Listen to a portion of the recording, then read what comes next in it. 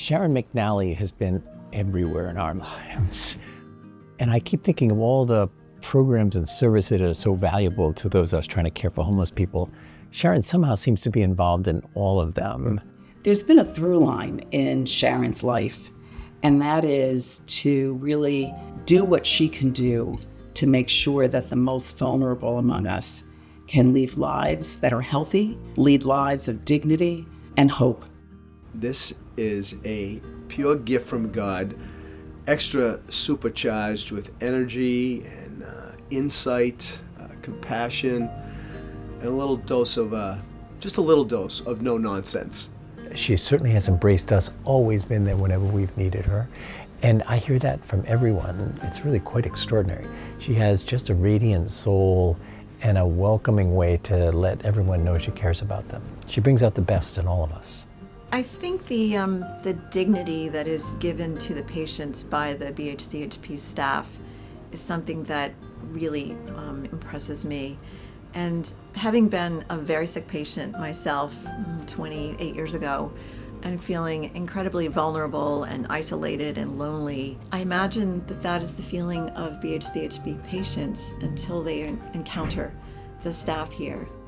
Healthcare for the most vulnerable people shows us what our humanity is all about, I think.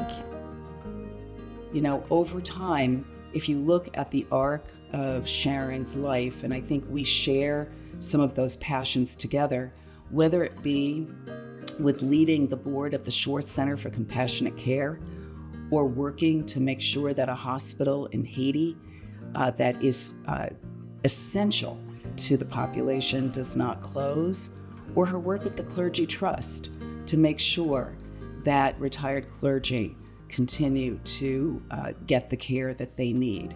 I mean, it all speaks to this deep commitment. Talk about improving people's lives and giving people opportunity.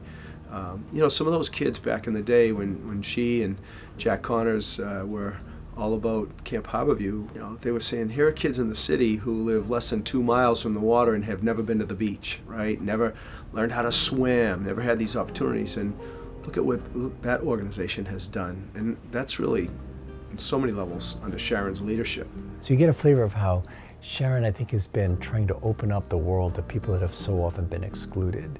And I think that's what she's really cherished for around town. And I think that's what Jack saw in her. And he just raved about her when he was on that last conversation I had with him. And I think that captured for me a lot of what Sharon's all about, the quiet force behind so much of what goes on in Boston. So I feel that I've been lucky in life. I've been given a lot. If I'm able to give back, I should. Do something. Do whatever you can to be part of the mosaic that makes the world a little better place. I can think of no one better to receive this incredible honor and award than Sharon McNally. I have known Sharon for over a decade, and she has always been an exceptional leader, a dear friend, someone who's committed and passionate to serve not just Boston, but the Commonwealth in this country, but who has always cared about our most vulnerable, especially our children. Congratulations, Sharon. I appreciate you on so many different levels and so delighted that more people are seeing what I see in you. Congrats, my friend.